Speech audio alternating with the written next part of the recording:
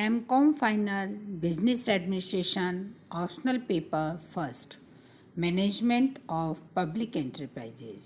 आज का हमारा टॉपिक है price policy of public enterprises. लोक उपक्रमों की मूल्य नीति। लोक उपक्रम लाभ के स्थान पर सेवा उद्देश्य को प्राथमिकता देते हैं। जनता इनसे बहुत आशाएं लगाए बैठी है, अतः इनकी मूल्य नीति इस प्रकार की होनी चाहिए जो उपक्रम के मूल सिद्धांतों व जन अपेक्षाओं के अनुकूल हो। लोक उपक्रमों की मूल्य नीति अन्य क्षेत्रों पर भी प्रभाव डालती है। अब हम सबसे पहले मूल्य नीति के उद्देश्य देखेंगे, पढ़ेंगे। मूल्य नीति के उद्देश्य प्रतिस्पर्धात्मक अर्थव्यवस्था में लोक उपक्रमों की मूल्य नीति द्वारा उद्देश्यों को प्राप्त करने का प्रयास किया जा सकता है।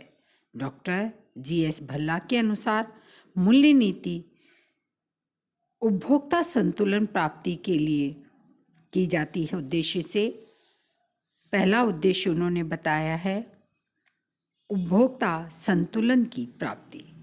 मूल्य नीति के द्वारा उपभोक्ताओं की अभिरुचियों का पता लगाया जा सकता है, उसी के अनुरूप माल का उत्पादन कर उपभोक्ताओं में वितरित किया जाता है। इस प्रकार मूल्य नीति द्वारा उपभोक्ता संतुलन की स्थिति प्राप्त की जा सकती है। नेक्स्ट आता है निर्माता संतुलन की प्राप्ति। उपभोक्ताओं की रुचि की जानकारी मिलने पर उत्पादक उसी के अनुरूप उत्पादन करते हैं।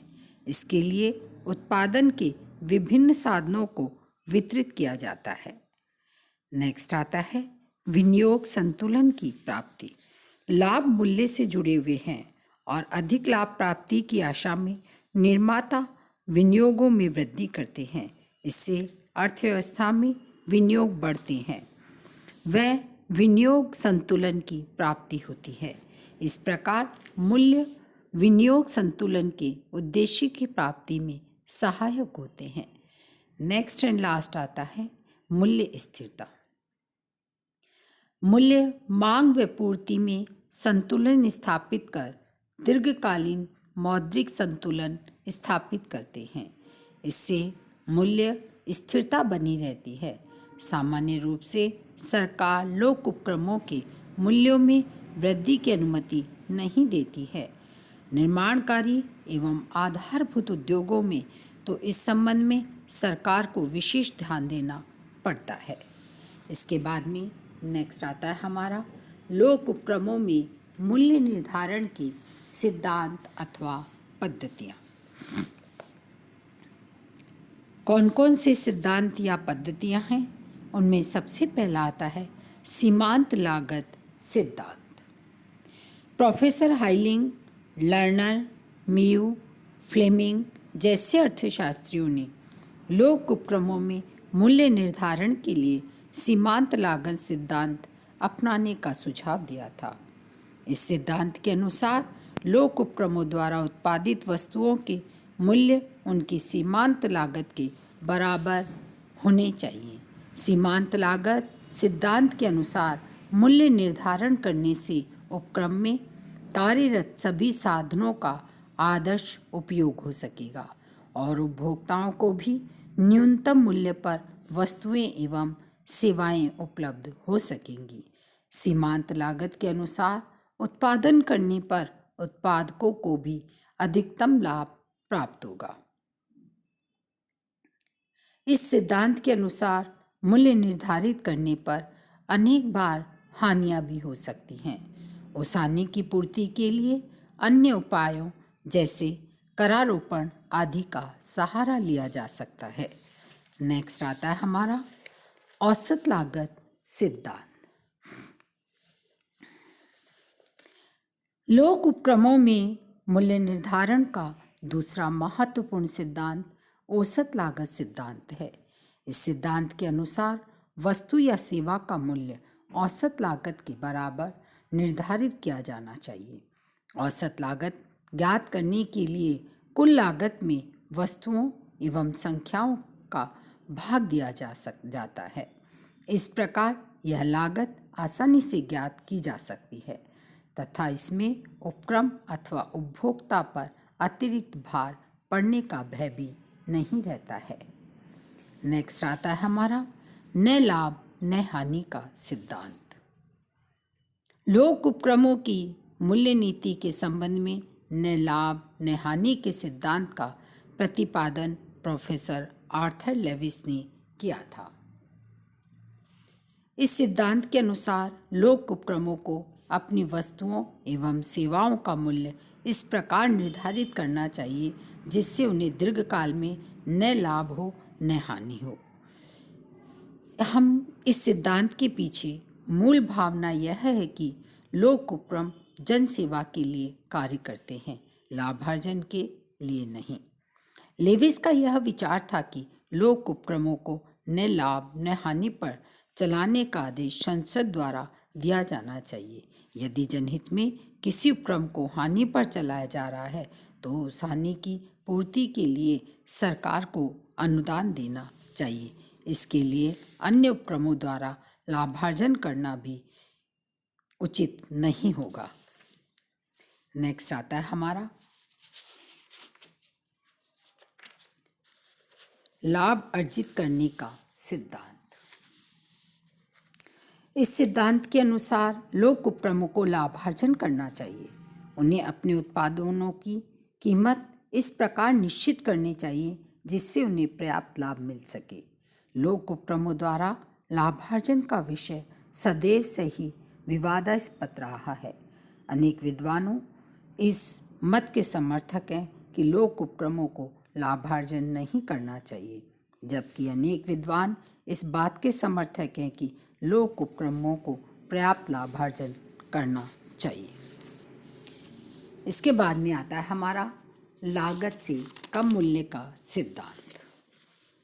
इस सिद्धांत के अनुसार लोक उपक्रमों को लाभार्जन करने अथवा लाभार्जन न हानि न लाभ के आधार पर संचालित करने की आवश्यकता नहीं है।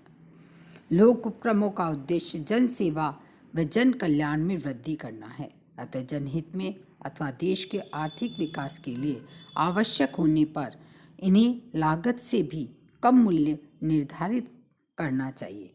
अर्थात दूसरे शब्दों में हम कह सकते हैं कि व्यापक जनहित में हानि पर भी चलाया जा सकता है। ऐसे उपक्रमों में जन सेवा से संबंधित उपक्रम जैसे जल आपूर्ति सेवा, विद्युत उत्पादन, सिंचाई परियोजनाएं, यातायात सेवाएं, डाक सेवाएं आदि सम्मिलित होती हैं। नेक्स्ट आता है लागत जोड़ मूल्य सिद्धांत। इस सिद्धांत के अनुसार लोक उपक्रमों को अपनी वस्तुओं व सेवाओं का मूल्य निर्धारित करते समय कुल लागत में एक निश्चित लाभ जोड़ देना चाहिए। इसके आधार पर ही मूल्य निर्धारित करना चाहिए। यह विधि अत्यंत सरल है। इस विधि को अपनाने पर लोक उपक्रम एक निश्चित लाभ भी अर्जित कर सकते हैं। भारत में अधिकांश लोक उपक्रमों में इस सिद्धांत को अपनाया गया है, जैसे Indian telephone industry limited, Hindustan aircraft limited आदि। लोक उपक्रम लागत को कम करने तथा कार्यकुशलता बढ़ाने का प्रयास नहीं करते, क्योंकि उन्हें तो लागत के बाद भी अपना निश्चित लाभ मिल जाता है। यह इनमें एक प्रमुख दोष पाया जाता है। नेक्स्ट आता है विभेदात्मक मूल्य सिद्धांत।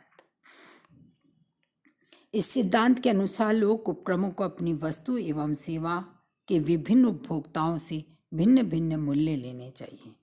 इसे मूल्य विभेद कहते हैं। यह मूल्य विभेद क्षेत्र, आय वर्ग आदि के आधार पर किया जा सकता है। यह नीति सामान्य रूप से विकासशील देशों में अपनाई जाती है, क्योंकि इन देशों में कुछ वस्तुओं के उत्पादन व उपभोग को प्रोत्साहित करना होता है और कुछ को हतोत्साहित करना।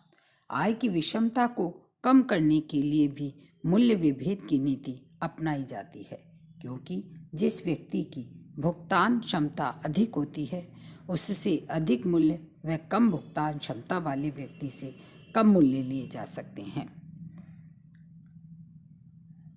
पिछड़े क्षेत्रों का विकास करने के लिए भी वहाँ भूमि, विद्युत पूर्ति आदि सस्ती दर पर उपलब्ध करवाई जाती है। भारत में ये विधि रेल, विद्युत पूर्ति, कोयला, पानी आदि के मूल्य निर्धारण में अपनाई जाती है। भारत में निर्यातोन्मुखी एवं घरेलू उद्योगों के संबंध में भी मूल्य विभेद नीति को अपनाया गया है। इसके बाद में आता है आयातित मूल्य समता सिद्धांत। इस सिद्धांत के अनुसार लोक उपक्रमों की वस्तु का मूल्य उसी प्रकार की वस्तु के आयातित मूल्य के समान होना चाहिए, अर्थात वह वस्तु विदेशों से आयातित वस्तु से महंगी नहीं होनी चाहिए। आयातित मूल्य लोक उपक्रमों की वस्तु का अधिकतम मूल्य हो सकता है। इससे अधिक मूल्य होने पर उपभोक्ता वस्तु का आयात करना पसंद करेंगे। यह सिद्धांत उन वस्तुओं के मूल्य निर्धारण में अधिक उपयोगी होता है जिनमें आंतरिक प्रतियोगिता नहीं होती है, क्योंकि एकाधिकारी स्थिति के कारण लोक उपक्रमों का मूल्य बाजार की सामान्य प्रक्रिया द्वारा निर्धारित नहीं हो पाता है। नेक्स्ट आता है न्यूनतम गारंटी मूल्य सिद्धांत। इस सिद्धांत के अनुसार किसी वस्तु या सेवा के एक निश्चित सीमा तक प्रयोग करने पर एक न्यूनतम मूल्य लिया जाता है। इस सीमा से अधिक उपयोग करने पर उपभोग की अतिरिक्त इकाइयों पर निश्चित दर से और मूल्य लिया जाता है, जैसे टेलीफोन, विद्युत, जल पूर्ति आदि की न्यूनतम दरें। इस विधि को द्विपक्षीय अथवा बहुपक्षीय शुल्क दर भी कहते हैं। नेक्स्ट एंड लास्ट सिद्धांत आता है मांग व पूर्ति का सामान्य सिद्धांत। यदि लोक उपक्रम प्रतियोगिता की स्थिति में कार्य करते हैं तो सरकार इन उपक्रमों की वस्तुओं के मूल्यों को बाजार की सामान्य प्रक्रिया द्वारा निर्धारित होने के लिए स्वतंत्र छोड़ देती है। ऐसे उपक्रमों के मूल्य बाजार में मांग व पूर्ति की शक्तियों द्वारा स्वतंत्रतापूर्वक निर्धारित किए जाते हैं। लेकिन यह सिद्धांत उन्हीं उपक्रमों की वस्तुओं पर लागू होता है जिनका उत्पादन निजी क्षेत्र द्वारा भी किया जाता है। ऐसे मूल्यों की प्रतियोगी मूल्य कहा जाता है। सरकारी उपक्रमों को भी अपने प्रतियोगी निजी उपक्रमों के अनुसार ही अपनी वस्तुओं एवं सेवाओं का मूल्य निर्धारित करना होता है। इसका उदाहरण अशोका होटल इसका अच्छा उदाहरण है।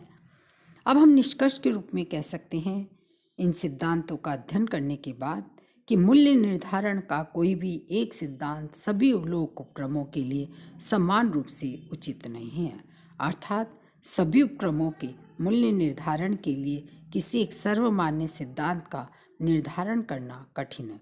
कुछ उपक्रमों के लिए लाभार्जन का सिद्धांत उचित है तो कुछ के लिए न लाभ न हानि का सिद्धांत उचित है। इसके बाद में आता है भारत में लोक उपक्रमों की मूल्य नीति। भारत में लोक उपक्रमों की मूल्य नीति या मूल्य निर्धारण के संबंध में पर्याप्त स्वतंत्रता नहीं है। इनका मूल्य सरकारी नीति से प्रभावित होता है।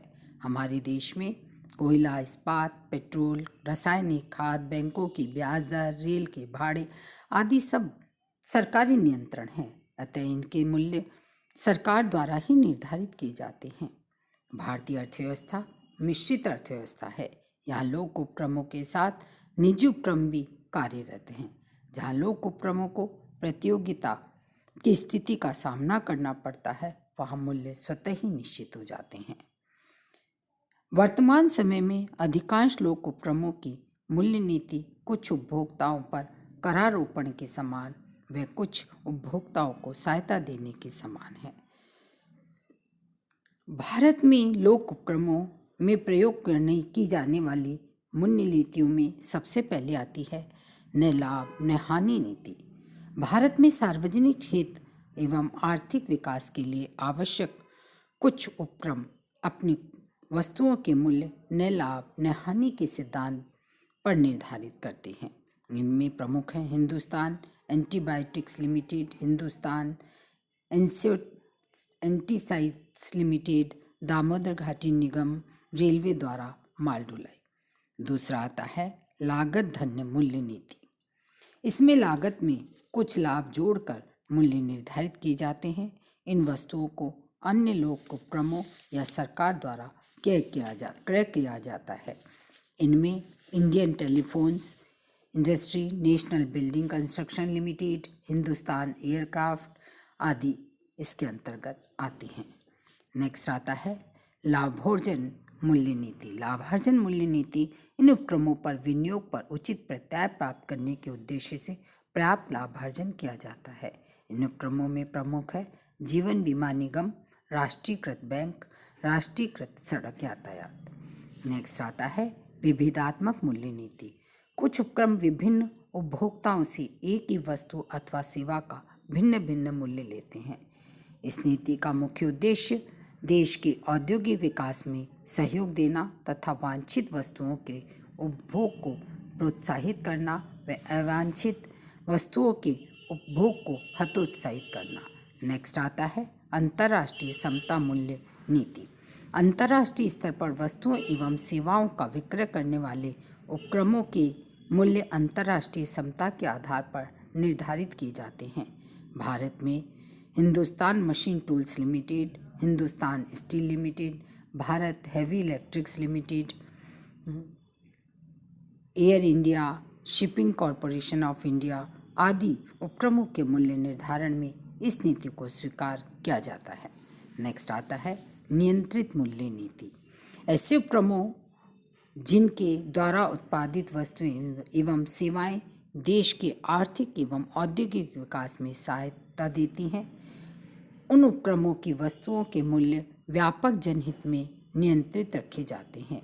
ये उपक्रम लोक क्षेत्र अथवा निजी क्षेत्र में कार्यरत हो सकते हैं, किंतु राष्ट्रीय हित में इनके मूल्यों पर नियंत्रण रखा जाता है, जैसे इस्पात, सीमेंट, उर्वरक, पेट्रोल, मेडिसिन्स आदि। नेक्स्ट एंड लास्ट आता है सहायता देने वाली मूल्य नीति। कुछ वस्तुओं के उपभोग को प्रोत्साहित करने के उद्देश्य से उनके मूल्य लागत से भी नीचे रखे जाते हैं। इससे उपक्रमों को हानि होती है। इसकी पूर्ति के लिए सरकार इन्हें सहायता व अनुदान देती है, जैसे परिवार कल्याण योजना के काम आने वाली सामग्री, हिंदुस्तान शिपयार्ड आदि। इसी के साथ ये टॉपिक ख़त्म होता है। Thank you very much.